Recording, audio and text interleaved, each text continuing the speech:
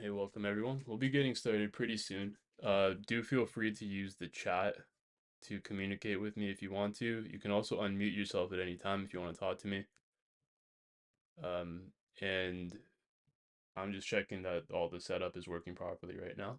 And we'll wait for some more people to come in. I'm glad to have you here. I think I've spoken to both of you before.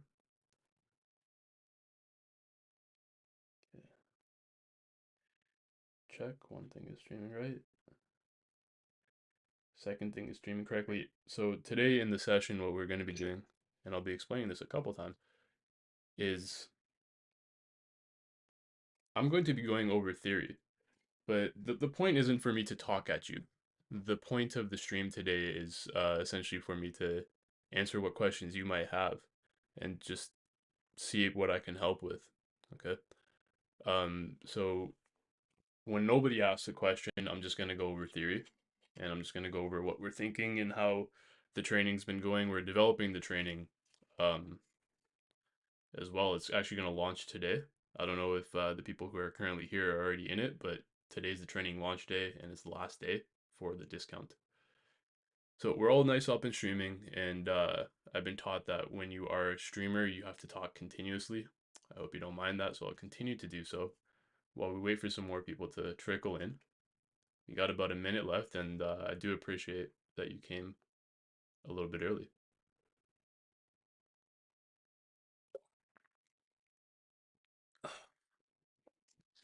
Okay, let me get myself onto camera. There we go. Hopefully that's nice and visible. And what happens if I webcam and screen? If I screen share? Hmm. Overlays are on. Yes, perfect. Everything's working. Everything is working just the way we need it working. Okay. Let's head over to YouTube just to see. Okay, perfect. Right. So we have a lot of people registered. Yeah, so I can see the chat in Facebook as well. So if you're watching on Facebook, I can see the chat there. If you're watching on YouTube, I can monitor the chat there so I can watch what's going on. If you're in the Zoom room, people cannot see you. So don't worry about that. Only I can see what's happening in the Zoom room, but if you want to interact with me, you have the chat. Okay. So today we're going to begin. This is a public service. It's just for me to reach out to the public because I think we have a really good theory and a really good practice developing with whole body breathing. We're science based, we're results based, and we are going to essentially try to explain our theories and why we think they work. What's going on right now in the world is essentially that humans are in an advanced state of structural collapse. When you look at the agricultural records, um, and I just want to check. Somebody's asking in the chat, can people hear me speak? Can I get a thumbs up? Okay, cool. Thank you very much. Um, Leaving and rejoining might help. So the two people, Griffon, and I'm going to mispronounce this on purpose so that privacy, Wayne. So if you click in the bottom right, you should have an ability to join the audio. If you leave and come back, that should also come up for you. Okay, so the anthropological record shows that humans had properly developed skulls and faces for the vast majority of our existence, and animals still continue that. But for some reason, approximately 11,000 years ago, humans began to degenerate, and that degeneration in physical form seems to exponentially be increasing. So you start seeing uh, crowded teeth, lack of wisdom teeth start popping up around 11,000 years ago. And then once we get into industrialized societies, into the modern age, it's becoming the norm now.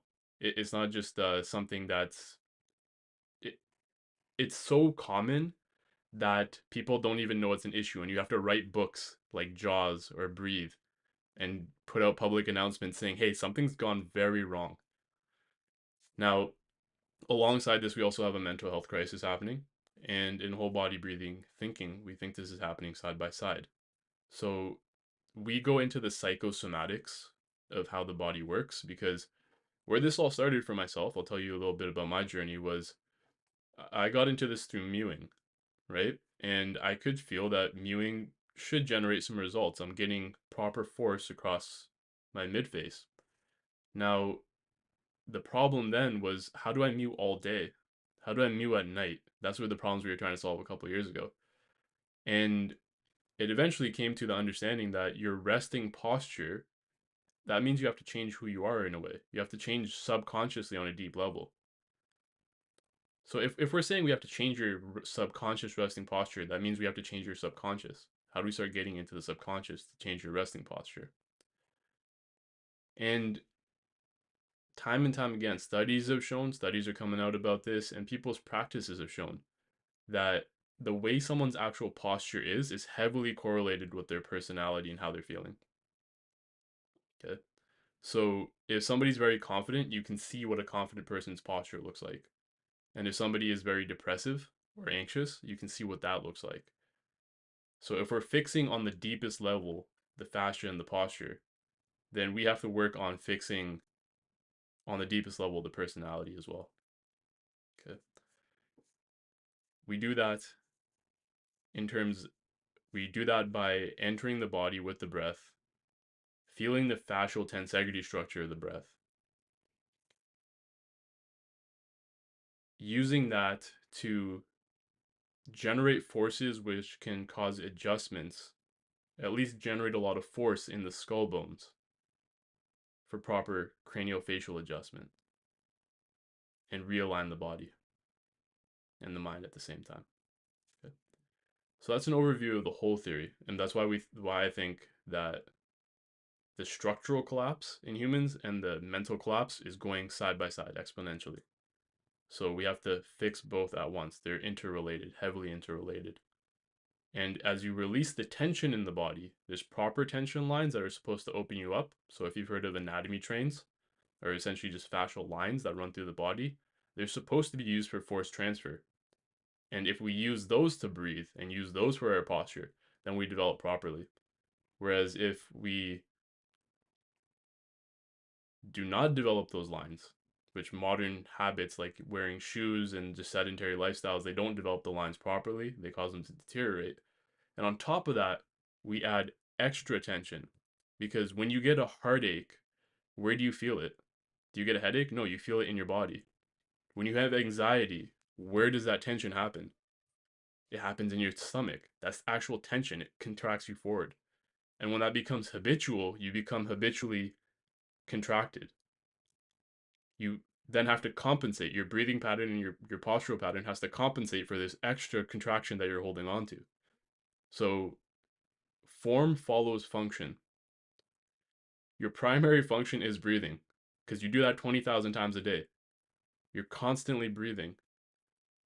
That's a core thing I think most people can agree with. If we're trying to fix the skull form and the body form, the form follows the posture and the function.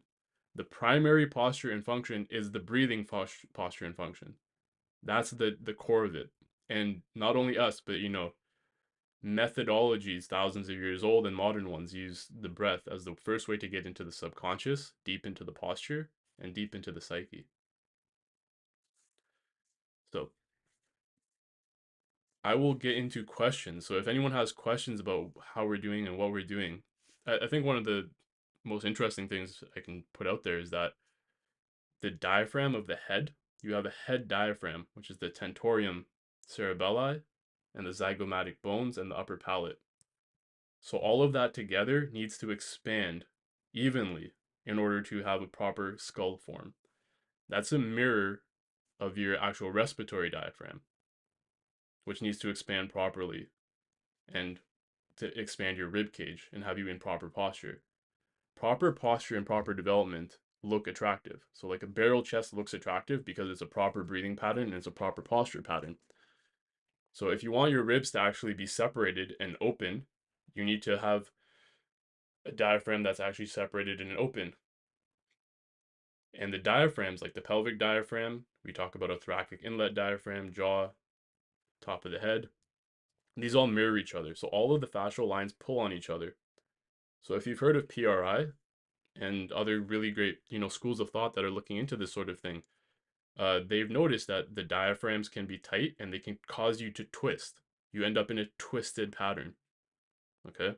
So the twisted pattern down from your hip diaphragm, your main respiratory diaphragm, goes up into the skull as well.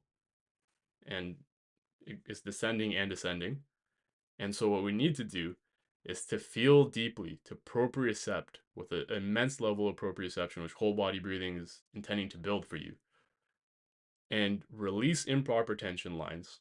And then we have a proposal that there are proper tension lines, like the nuchal ligament, that are supposed to be used to lift up your rib cage, have you breathing properly. Okay. And so we fix the posture and we fix the breathing together. And those are the main things you're doing 24/7. Therefore, your form should follow from that. And we do get good results. Okay. I would say I'm comfortable saying we get results that are on the tier of a removable palate expander. So, like sub surgery results. So, before surgery, all of the sort of symptom relief people can get with like a removable expander, those sort of I don't want to name drop any particular one, but that's the sort of results we're going to be looking for if you're practicing whole body breathing. We are launching the course today, 11/11, because there's a lot of esoteric elements to it as well. And so today's the last day to get $100 off, and I'll drop the link. It's wholebodybreathing.com, and so if you go there, there's a training section, and you can find that. So somebody asked, how do you measure the results? I have scans, and the scans show some changes have happened here. And I will let's open that up actually. Let's open that up live on the stream because essentially what I wanted to do was have a lot of people review the scans and be conclusive. And so when I show you these scans, I'm not making claims because when I've showed them to some professionals, they say yes, there are changes, or some say that I think you're looking at the wrong structures here.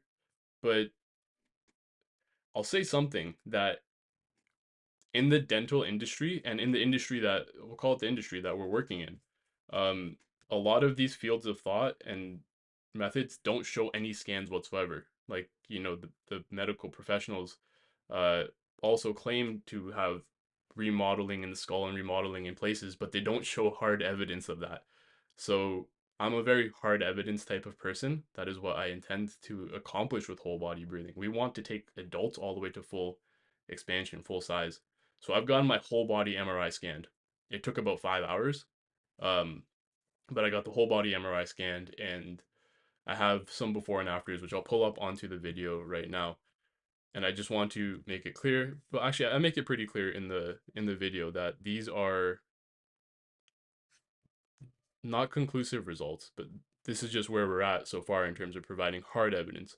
Now, in terms of softer evidence, anecdotal accounts, we have a lot of that, and we have the level of that that's on par with a removable palate expander. Okay, so like say DNA appliance, something like that.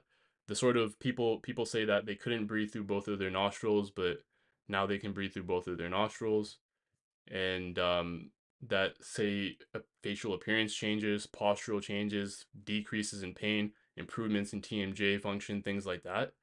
Um, so the main method of measuring results is that people get postural improvement, not postural improvement, symptom improvement, and that symptom improvement is on the same level as those very possibly $10,000 like palate expander treatments that we can get. Okay. So let's watch that one video and we can discuss it. Okay. Um, if you cannot hear anything, Emmanuel, that is because you're not connected to the audio. So click around on your screen. There should be a button that has something to do with audio, and then you can join the audio. Okay. So what we're doing right now is I'm going to pull up the video so we can watch together the scans. And since the training is launching tonight, I didn't put them out because I'm very hard science, hard evidence type of person. I don't like to make claims that are just unsubstantiated. I wanted a good review of the scans before I put things out.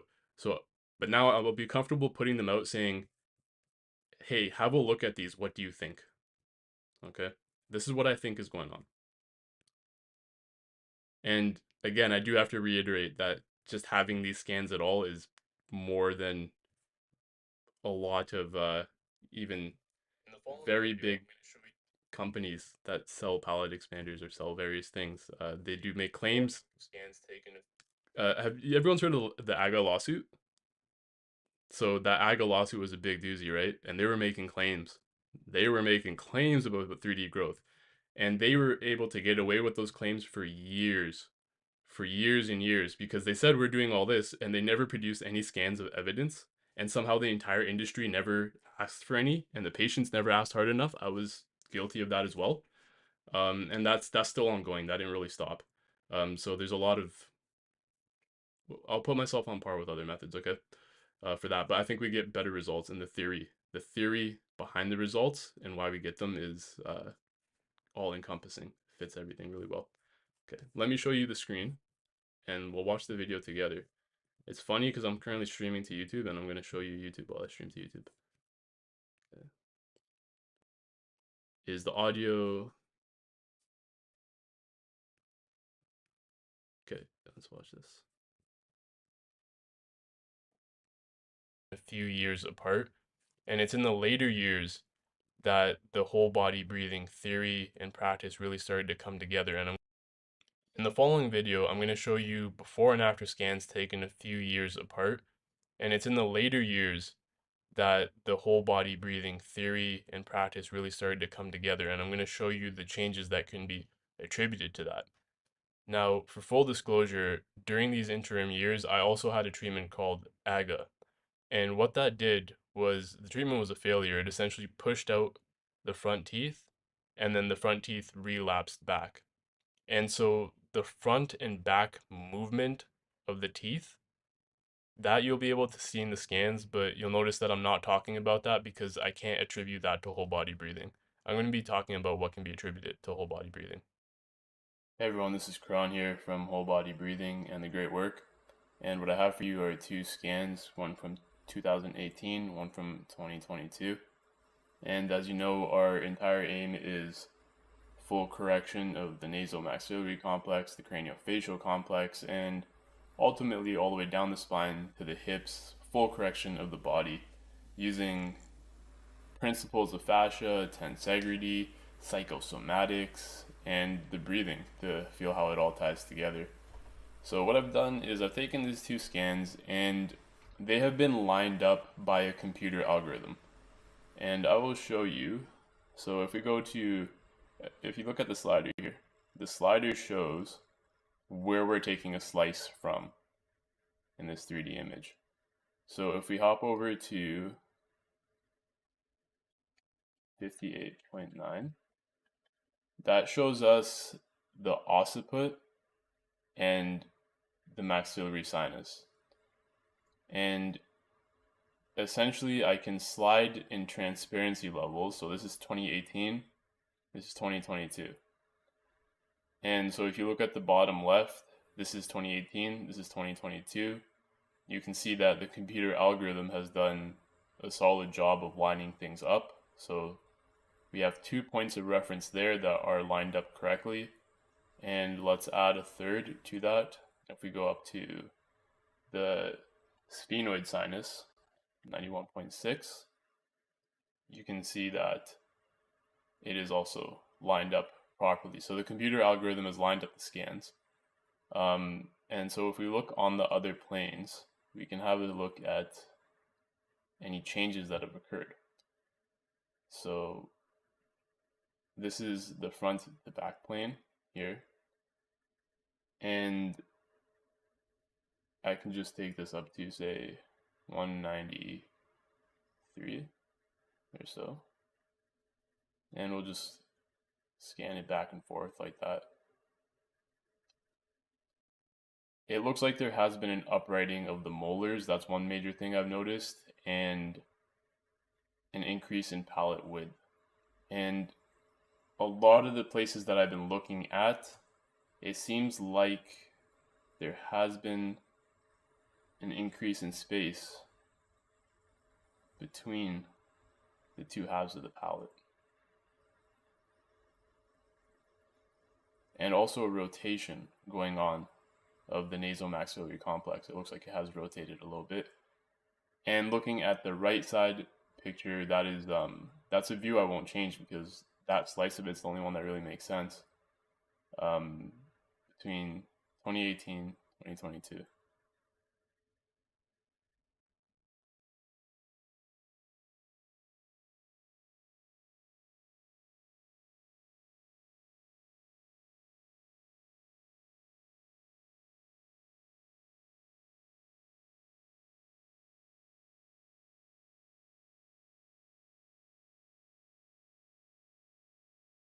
Another part of the analysis allows us to look at the 3D images overlaid on top of each other. And as I pull in, so this is the 2018, as I pull in 2022,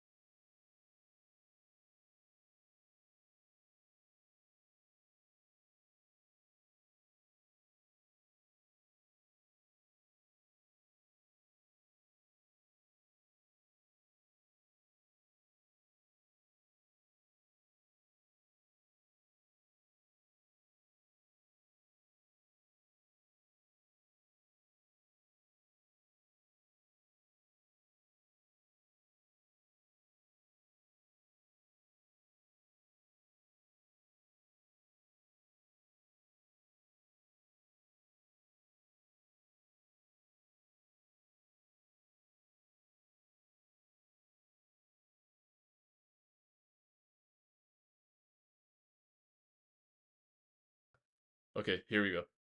Yeah, the people in the Zoom chat have in okay, we got back audio. So what we were talking about was so that's the results in terms of scans. There's also another set of scans that shows the spheno-basilar junction, and that one's even more inconclusive, but I'm going to put everything out publicly. Like, I'm not just going to show you the videos. I'll be putting out the public files of the scans so people can go through them and we can have debates, right? Um, because that's science and that's how we should do this. This is the most important health issue of the in humanity, and no one's doing any science about it. There are a lot of claims are being made, and just the research that's coming out is there's very little research happening. But my proposal has been that the nasal maxilla is not necessarily grown in a wrong direction, but rather what we're looking for is more growth. We're looking for because the proper, according to Enlow, and this is generally accepted, the nasal maxilla grows at the back. It actually grows at the separation point between the neurocranium and the viscerocranium. Whole body breathing is using fascial tensegrity to pull the viscerocranium and the neurocranium apart to generate that sort of force that I think is the proper force generation that induces proper growth. And so since the maxilla grows at the back and the proper growth direction is actually down and forward, and as it grows down and forward it rotates, what looks like a downward grown face is actually a face that hasn't grown enough, I believe. It's a face that needs to grow down and forward more and go further into rotation. Okay. And in order to accomplish this, the nasal maxilla hangs off of the cranial base, the spheno-basilar junction. And I view that as an extension of the spinal cord. Okay. And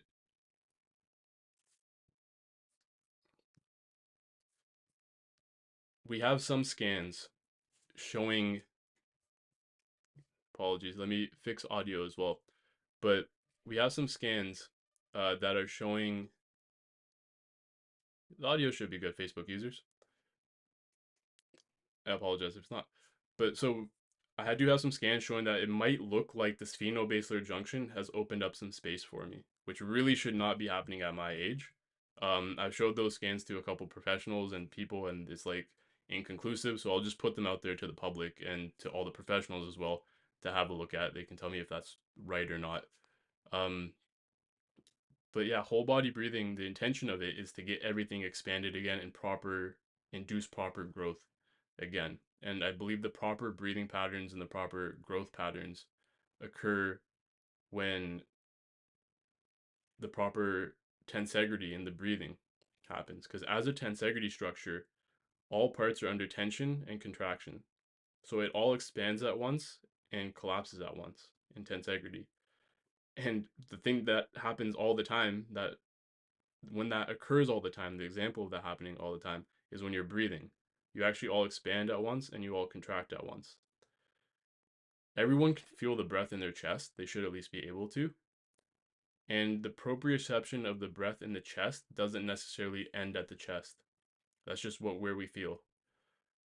When you have a headache, you can feel inside your head, and then when you don't have a headache anymore, you forget that you can feel in the head. And in the same way, like in large parts of the body. But if you pay attention to the feeling of the breath, you can start feeling that it actually extends all the way through the body. The expansion happens through the body. All the muscles are involved, and they're involved in pulling the skull open. That's the proper form. Okay, we can go into the theory. Let me answer some questions.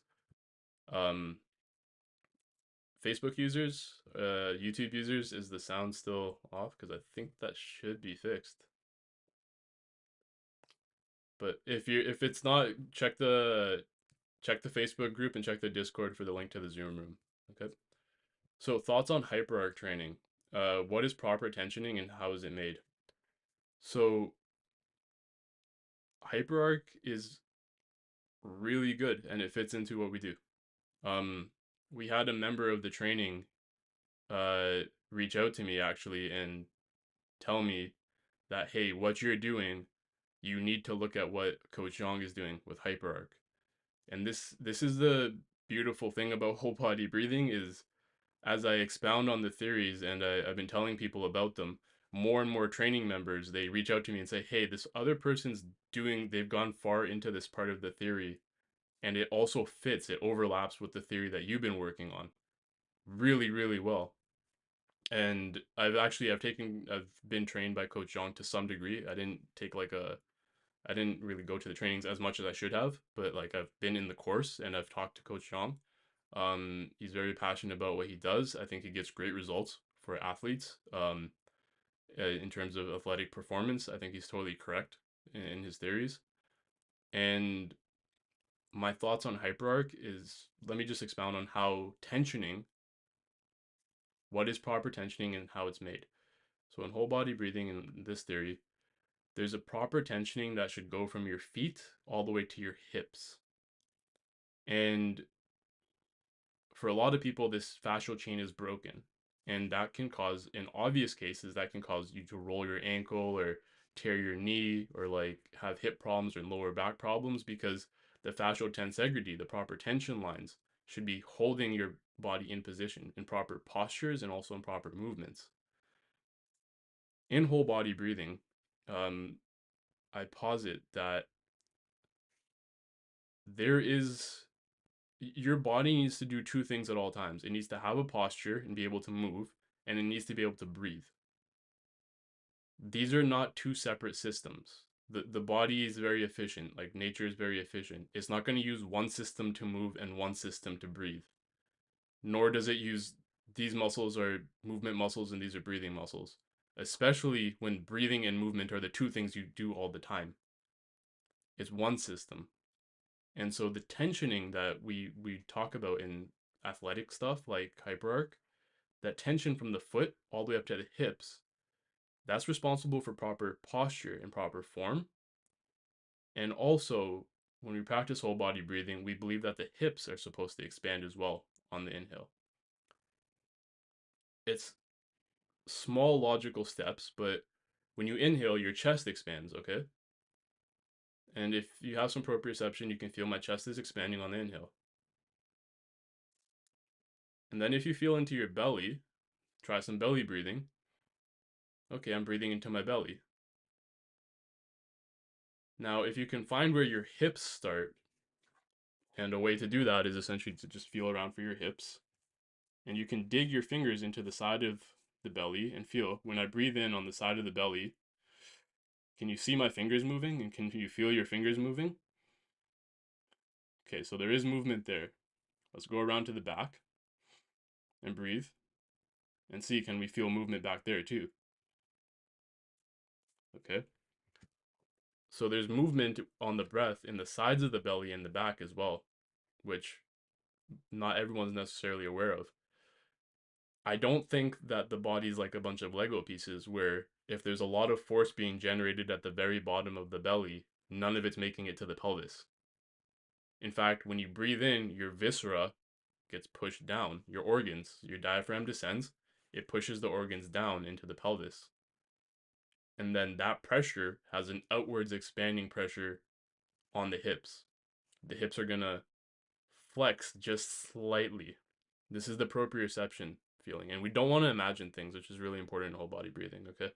It's not like a visualization exercise. It's to see logically what could be happening. But when the volume, when the fluid pressure in the hips is increased, it stands to reason that there's a pressure outwards on the hips. That's from the inside.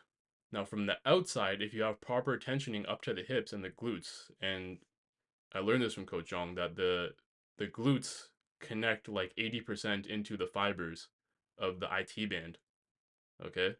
And that's one of the main lines. The main lines in whole body breathing, we go from the anterior tibial tendon, which also Coach Zhang does, top of the foot, anterior tibial tendon, IT band, and then into the glutes.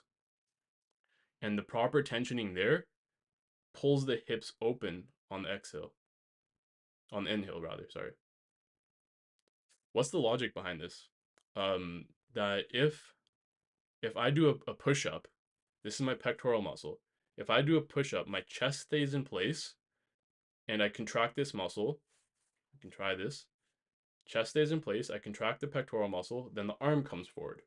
Okay. Now, If my arm stays in place and I contract this muscle, it'll pull open the chest for good breathing.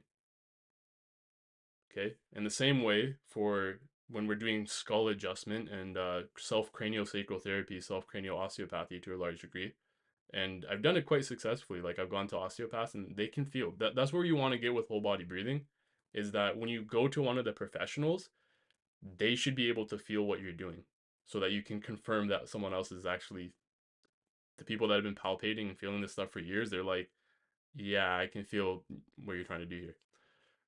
So that same logic would apply to the hips. So, okay, well, actually, I started up here. So, for skull adjustment, the accessory muscles of breathing, they lift up the rib cage.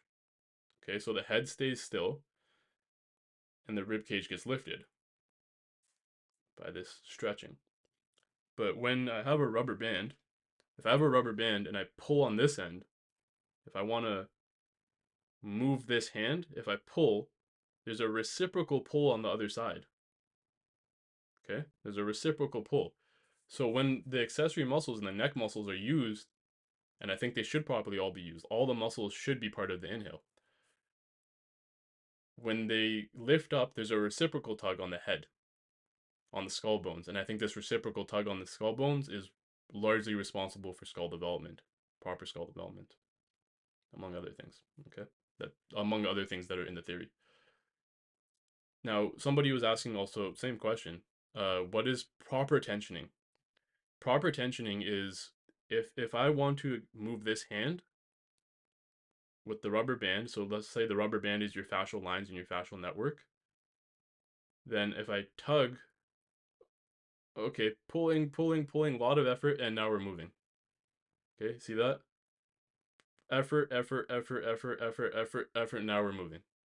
Okay, that's not proper tensegrity. That's not proper tension in the fascial lines. We propose that there's actually proper fascial lines, proper tension lines that exist through from the bottom of the feet up to the hips, up the spine, the linea alba, and all the diaphragms, the respiratory diaphragms and the diaphragms in the head. And when those are under proper tension, okay, same length, proper tensioning, driving this home, improper tensioning, but proper tensioning, a little tug, and immediately there's a reaction force. And that's the way the deep fascia network's supposed to be used. It's supposed to be integrated head to toe and under a proper tension, such that when you need to move, you don't need a lot of effort to move. You just do a little bit of a twitch, and because everything's integrated and tensioned so nicely, you twitch a little bit and you get a lot of force generation. In athletics and also in breathing, that the breathing that's supposed to open up your skull, your diaphragms, and everything, that is only happens when the body doesn't need to put in tremendous effort to open itself. When the fascial network is tensioned properly, a little bit of a twitch, a little bit of a movement induces a lot of force generation. Okay. I'm going to, I see the comments or the questions on Facebook and YouTube. I'll go through the Zoom ones first, okay? Um, do you think that prenatal trauma can result in you being born with an underbite? Yeah, yeah. Prenatal trauma, and we will be exploring eventually. So the course is out tonight. I'll be sending out like login stuff, and tonight's the last night that the course is $100 off. So if you want to do that, you can go wholebodybreathing.com and join. All the stuff I'm talking in, we go very deep into those topics. In terms of prenatal trauma and generational trauma, that's not something we've done in the course yet. That will be added as we go. Right now, we're at a lifetime membership. So if you join now, you get the whole project. Like, this is why I'm taking scans. This is why I'm doing public info sessions. This is a project. We I don't want just like this is a product. This is like we're trying to fix the body. Let's get people ask about hyperarch, they ask about other things. Let's get the best science. Let's get the best minds together on this. And I'm sure we can crack this because we have to, right? We can't just let this go on. Um, so prenatal trauma can result. Yeah, prenatal trauma can do anything to you. It can mess you up your development in all sorts of ways.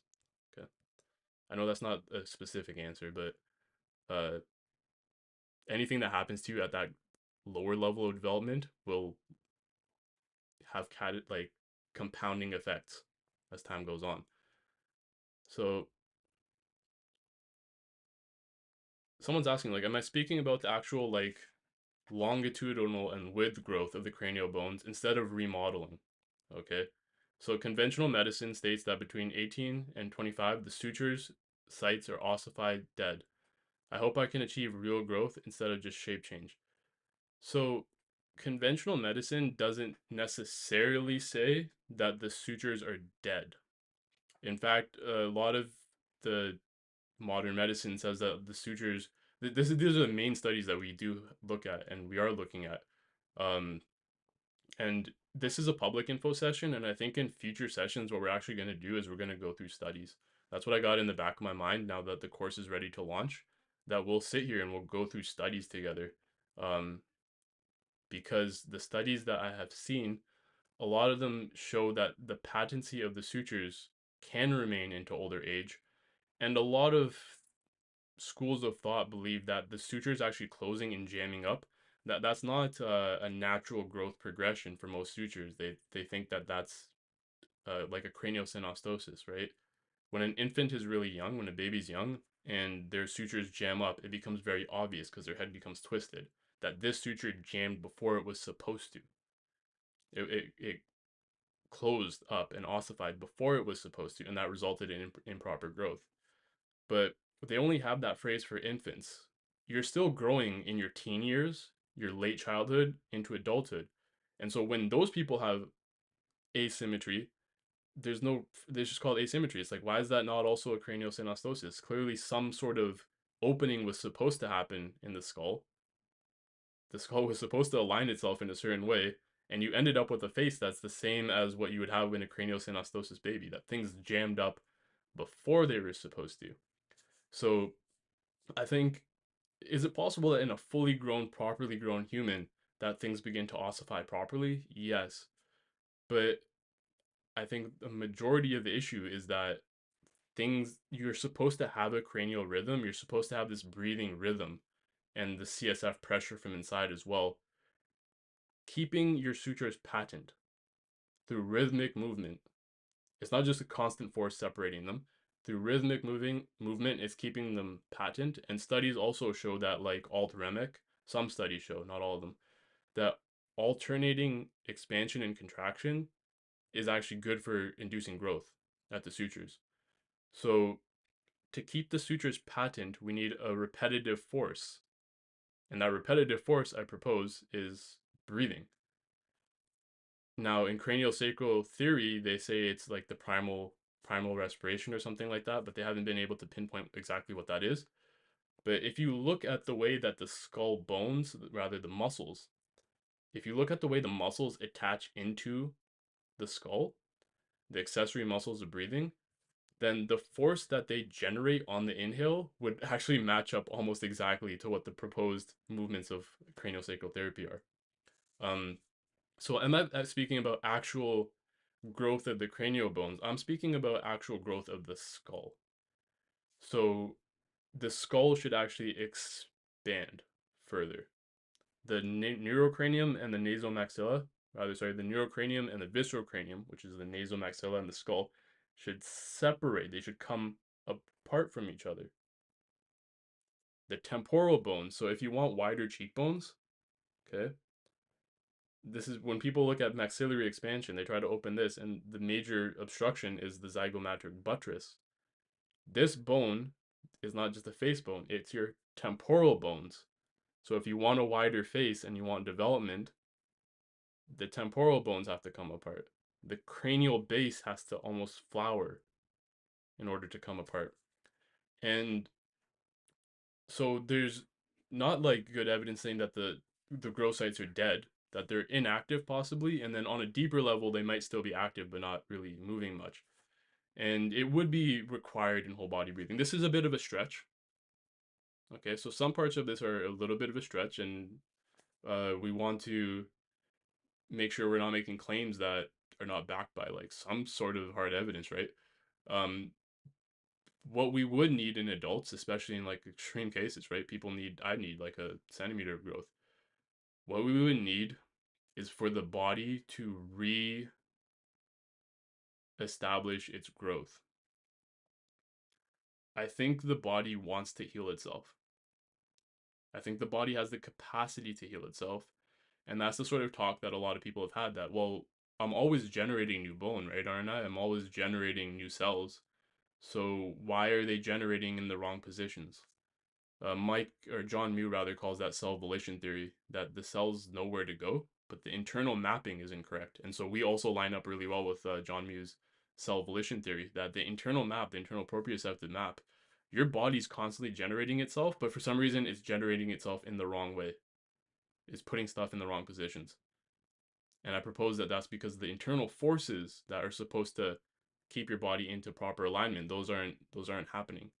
That epigenetic signaling, that's has to be reactivated. And if we reactivate it at a very very deep core level, then at least we can either thing's a win. If we can prevent this issue in children going forward, should this be free for kids? We'll see. But if we can prevent this in children going forwards, that's a win. And then ultimately, can we really get an adult to get good changes? Um, I think the body wants to correct itself. And if we reinduce the proper epigenetic signaling for it to do so, um, that's the way forward. Not just mechanical force. Mechanical force is not what the body needs alone. Otherwise, we'd all just have reverse pull face masks, and we would have been solved this problem a long time ago. It's not sheer mechanical force; it's how the mechanical force happens, the intrinsic nature of it.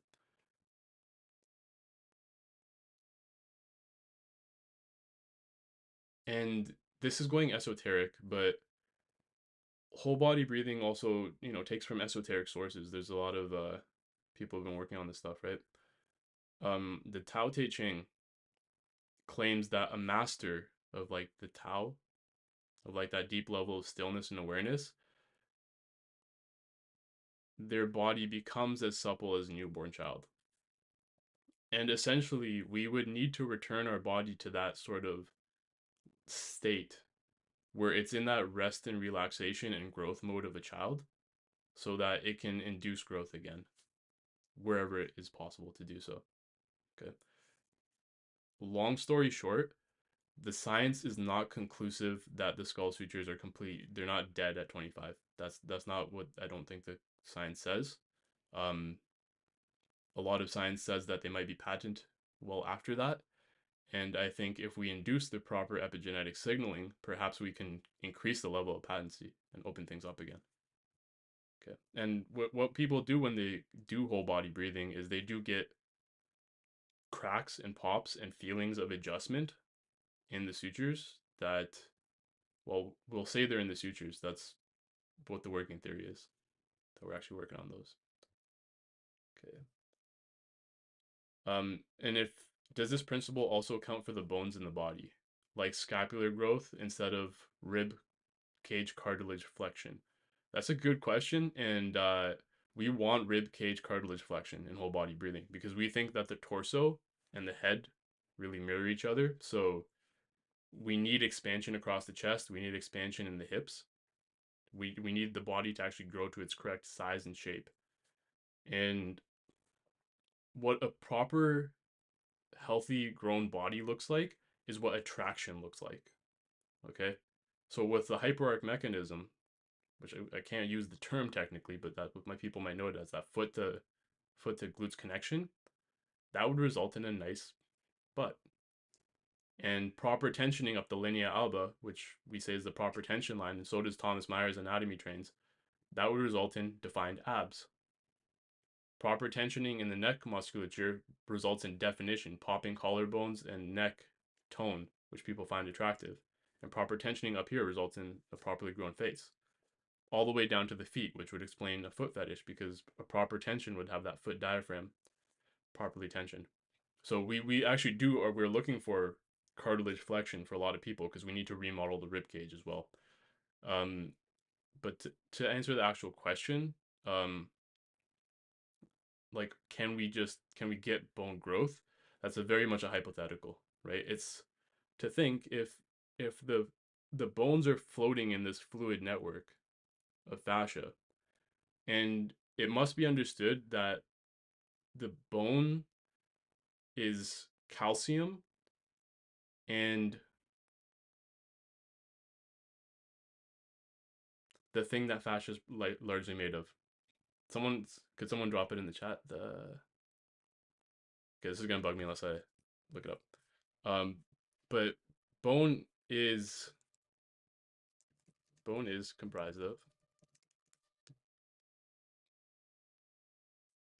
collagen. Okay, so collagen and calcium.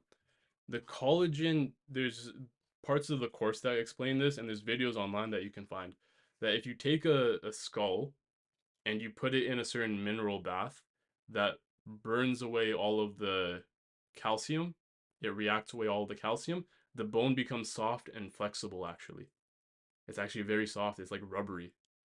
And the same thing goes the other way, that they put it in another solution and that takes away all the collagen. And so you just have a calcium network and the bone becomes very brittle.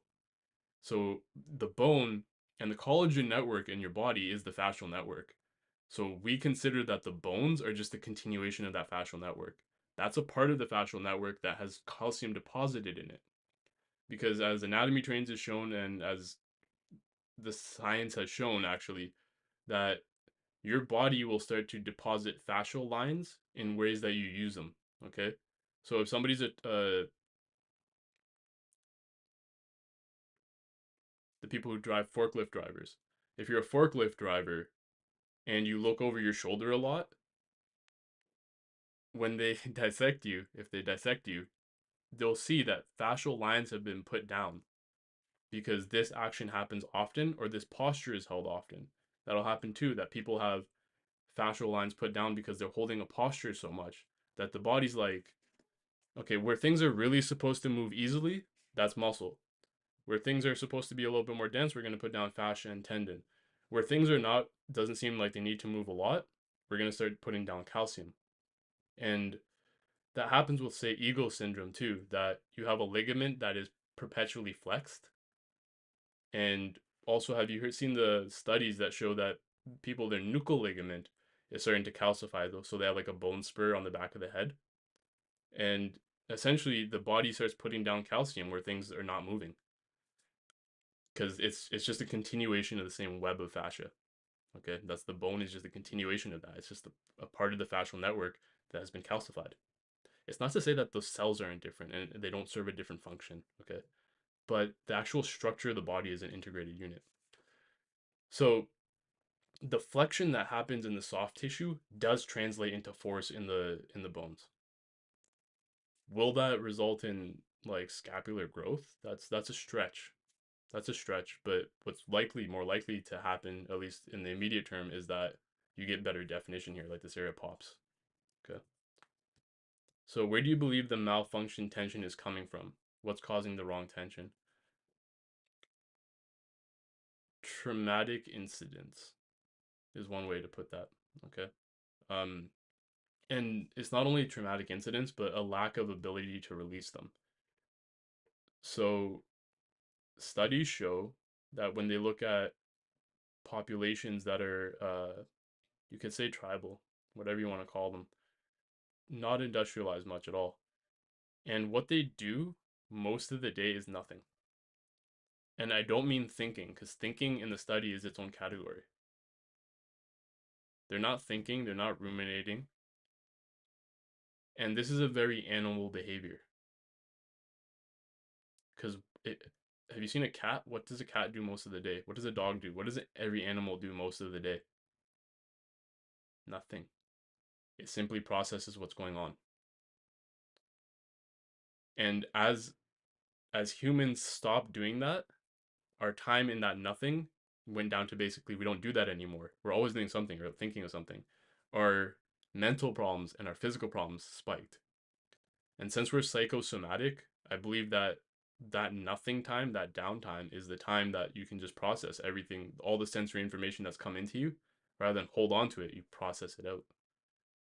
On top of that, back in those days, you'd be more active.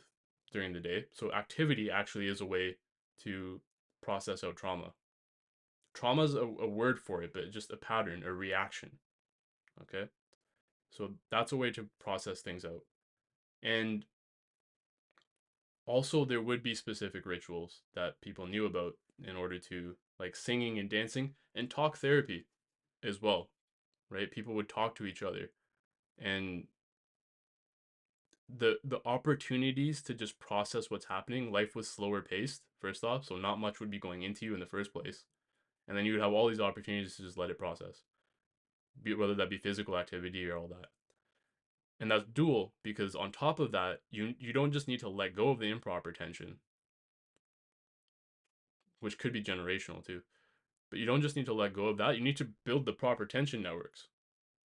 You need to build the proper fascial tensegrity, like that foot to glutes connection. And that happens through activity and working out and exercise.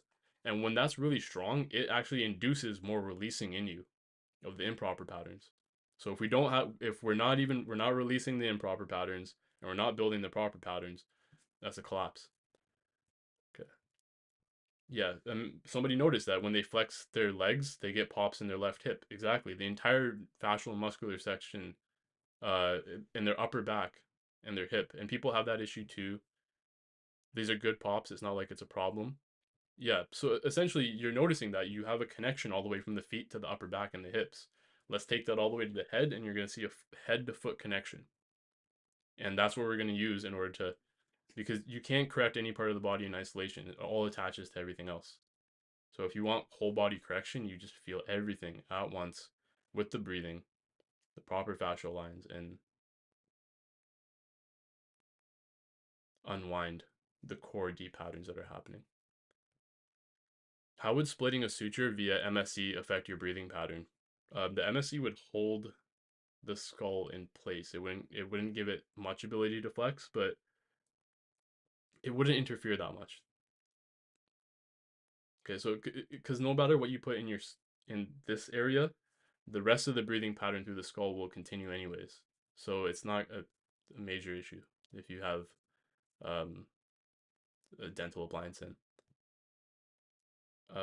Would not a properly grown skull imply a improperly grown body? For example, being short. I think it means to say that would not an improperly grown skull imply an improperly grown body? And yes, it would. That these things mirror each other. That the fascial tensegrity system, and by being short, I mean like less short, and I think that's what this person means too, is being not to the full height of where your phenotype or your genetic potential would be. And so you need decompression at the joints for proper uh, growth to happen. And the fascial tensegrity system is it's a as I hope people might have an idea or a view of what tensegrity is. It's like a ball, and so when it bounces up and down, and it spreads the force through the system. Whereas if you're not properly fascial, like tensile, your joints collapse in on each other. They don't have the tensile strength around them, like a Chinese finger trap. They don't have that tensile strength around them to keep them separate so that they can grow properly. And that times 33 times up the vertebrae, that's a lot of potential height as well. And then I think the vertebrae, that the occiput and the cranial base, and this is also coming from cranial sacral theory as well, the primal midline, is just a continuation of the spinal cord. So you have curves in the spinal cord. You have the lumbar curve, which goes like this, thoracic curve, which does the opposite, then the cervical curve, which does the opposite, and then you have the cranial base curve, which again does the opposite. Okay, so this cranial base, it needs spacing in between the sphenoid bone and the occiput. That space has to develop, and between the ethmoid as well. And that's the space of your cranial base that your nasal maxilla hangs on. Okay. Um, yeah, thank you. Somebody posted the study in the chat. Is what we were talking about. Okay. Okay, I'll read out the study actually. Recent estimates indicate that around 98% of the atoms in the body are replaced every year. Despite this constant remodeling, the body unfortunately preserves its muscle tension.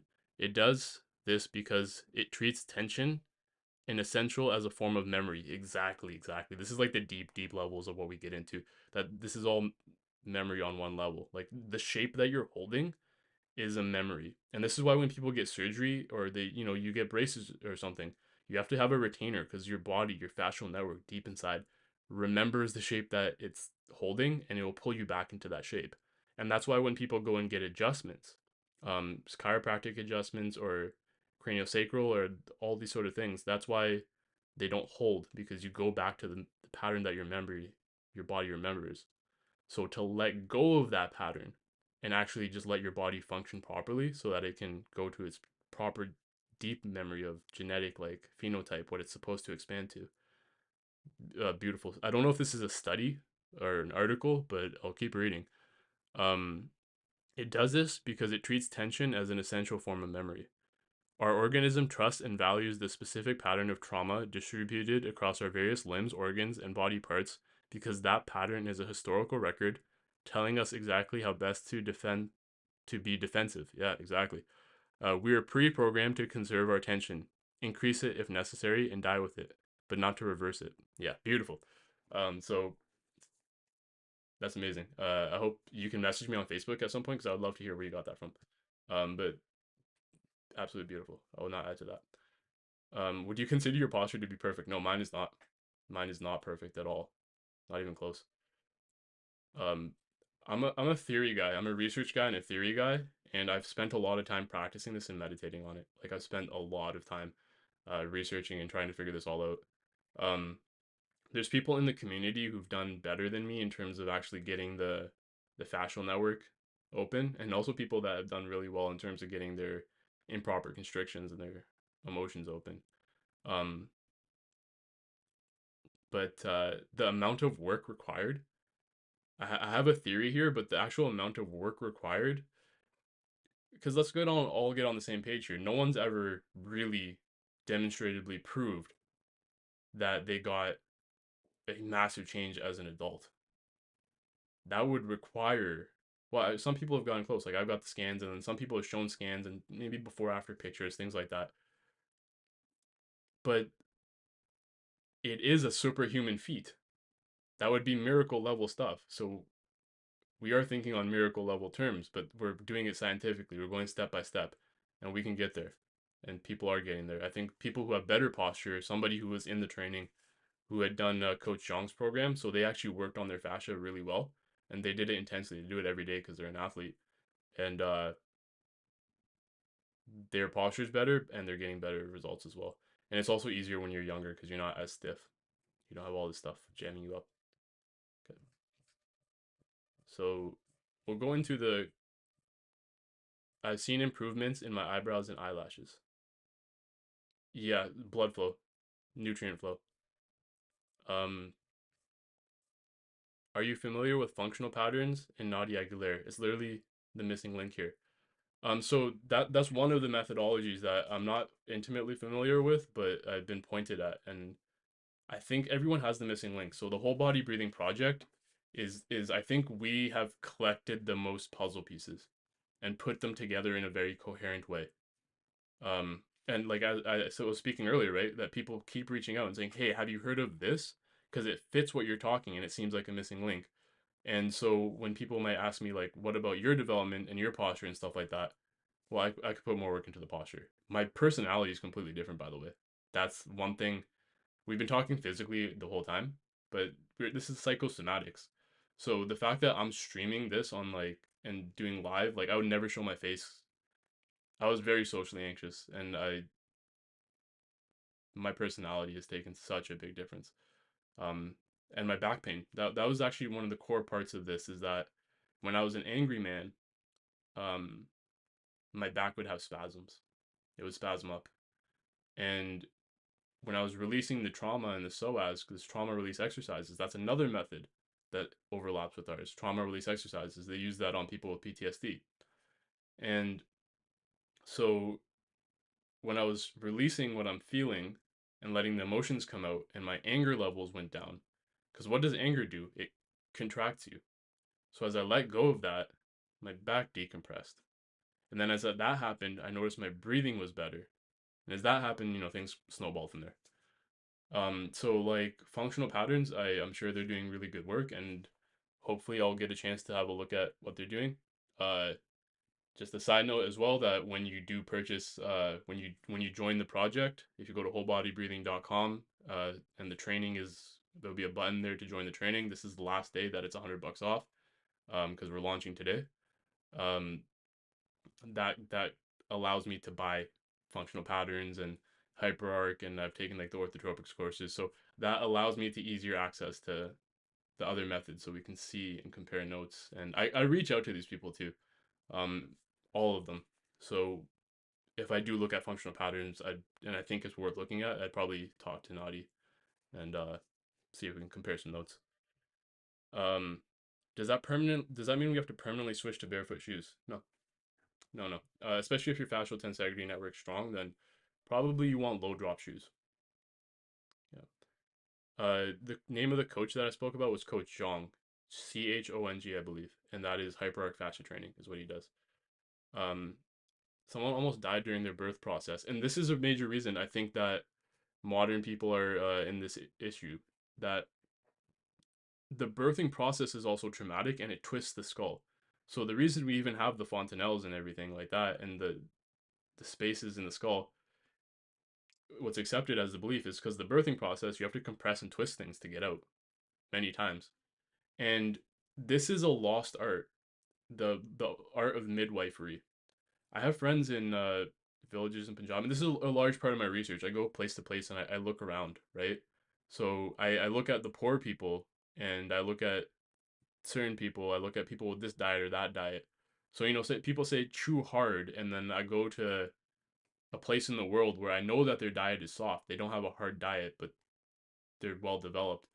And what I've noticed is the poorer the population, or the less industrialized they are, the less they have access to modern distractions or modern life, and the more that they're more communal and like in life, in the flow of life, the better the development level.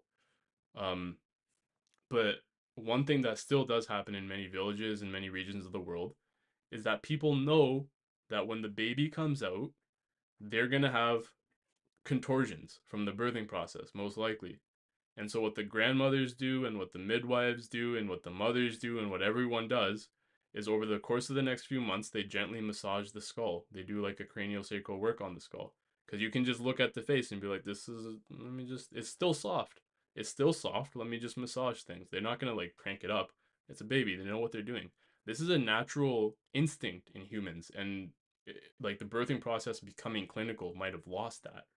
And this is what celebrities do, actually, which makes me feel like it's quite correct, because in Hollywood and probably large parts of the world, they know that when they have a baby, they take it to like an osteopath or a craniosacral therapist to work out the strains that might have developed during the birthing process, because they want their kids to look good.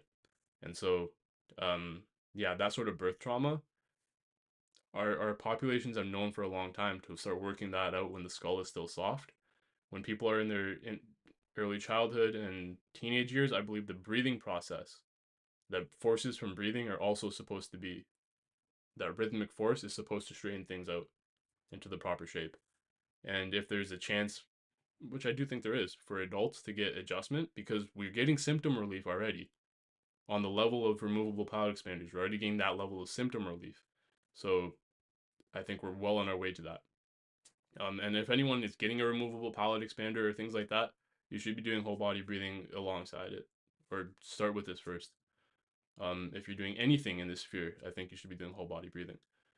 Um, so yeah, during the birthing process, the sort of traumas that are generated there, the breathing process, the natural mechanisms of the body are supposed to straighten that out. And humans also knew that these twists happen, and they were supposed to straighten them out. Okay. Aren't a lot of the things we want to fix here hormone related? We'll be going about, I think, 15 more minutes, so I might go quicker through these remaining questions. Um, like a lack of dimorphism, undergrown jaw, isn't that to a lack of adult hormones? So dimorphism is not the same as proper growth. Okay, so like the level of collapse we're looking at is like sleep apnea. That's life threatening. Okay, not enough room for the wisdom teeth to come in, right? All of these issues, those are not dimorphism issues. Those are just developmental issues. So yes, sexual dimorphism plays a role in like the definition of features and how big some features grow with the hormones, but I don't think there's a normal hormonal pathway for this is a sleep apnea. That's a improper growth pattern, not a dimorphic pattern. Um, thank you very much, Gar. I really appreciate that you're here. Um,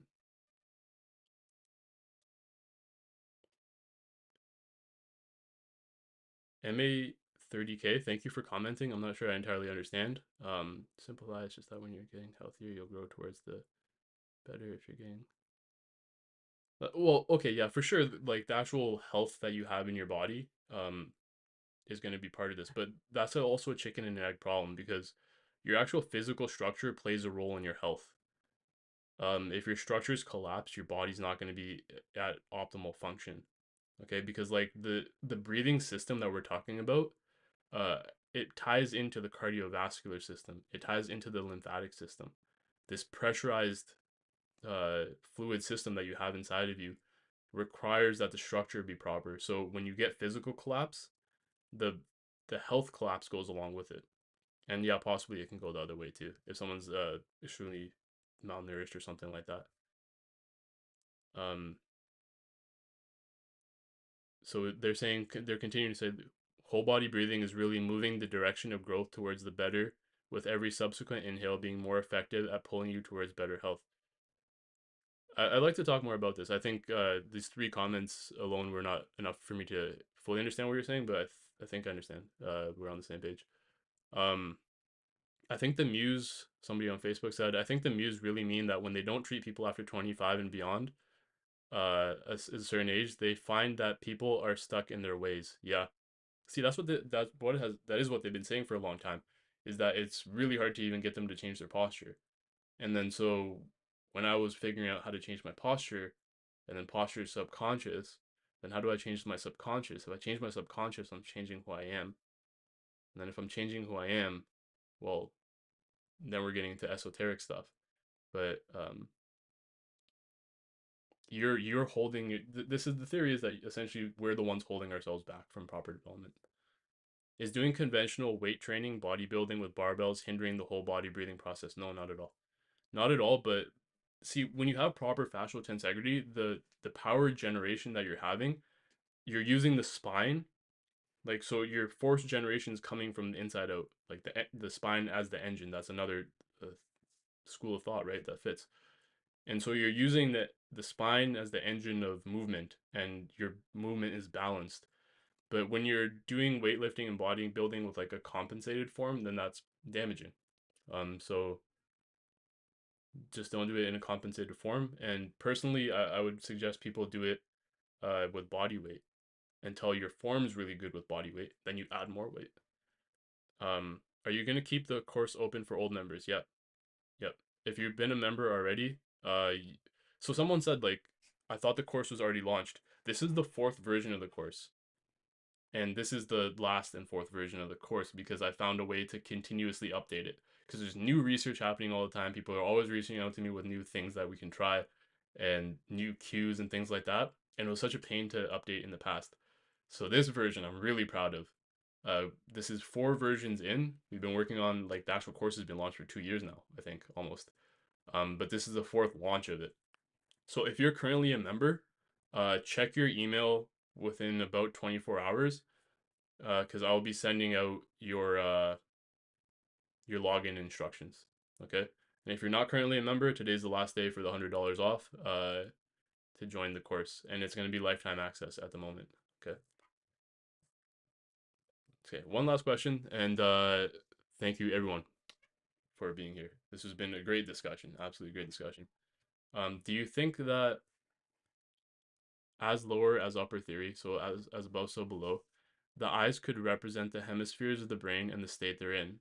When you have good posture, your eyes look more forward through the brow ridge, and with you also being more aware and observant in this state. With poor posture, your eyes look more so downwards to compensate for your head being tilted upwards, with you being in a more contemplative, worrying, and problem solving state. Yes, that was very well put. And I do think that's another thing that in the modern populations, I'm currently looking down at my laptop I've spent me personally, I've spent my entire life looking down because my life was sedentary. I played video games. I was on the computer all the time. My screen time was and still is unfortunately insane because now I do all my work online. But this constant looking down instead of and this is when we get deep. I just finished a lesson on this actually. It's one of the last lessons that I finished for the course today actually. That and there's going to be constant updates. It's going to be great. Um, but yeah, that's one part of the theory is that your habitual patterns in the eyes, habitual thinking patterns. If we want to change your body pattern, we have to go very deep into the habitual patterns that you're carrying and start releasing those. And that goes down into the meninges as well, inside the head, inside the skull. Okay. And then that's when we start to get esoteric. Somebody said, yeah, personality is a big one. Mine has done a 360. So for anxiety and like I'm still talking about the course in terms of because our goal is full physical correction. But in terms of anxiety relief and stuff, the types of and depression relief, the types of results we're getting are like amazing. Really, really good results. For anxiety, depression, and social anxiety and all those sort of things. We can crack that. I think we've cracked that. I'm trying to crack actually the full facial and skull growth, and that's the long term goal. But personality wise, we're getting a massive improvements in all the members. Okay. Thank you everyone for joining in on the info session today. I hope to see you in the course and I hope to see you in the future live streams too. We'll continue to research together. This is a collective project. If you're here, you're as interested in this as I am. Okay? Like we're really so somebody actually posted in the YouTube that this will also grow bone, especially if you're as fascially well developed as the person who's in the YouTube there. So yeah, we're all so invested in this collectively. And so regardless, join the project. You can join the members group, the members area to be with all of the other people that are super invested in this and we can have group discussions and group chats because we're going to have a lot of private trainings. Um, but in general, I hope that you'll stick around and be an active member of this and an active participant. We'll research together and we are going to crack this. I'm sure we're going to crack this. Okay. Course is going live tonight or later on today. And you'll get your emails like in the login information pretty soon. Okay. Thank you everyone for attending today, and I'll see you in the next one.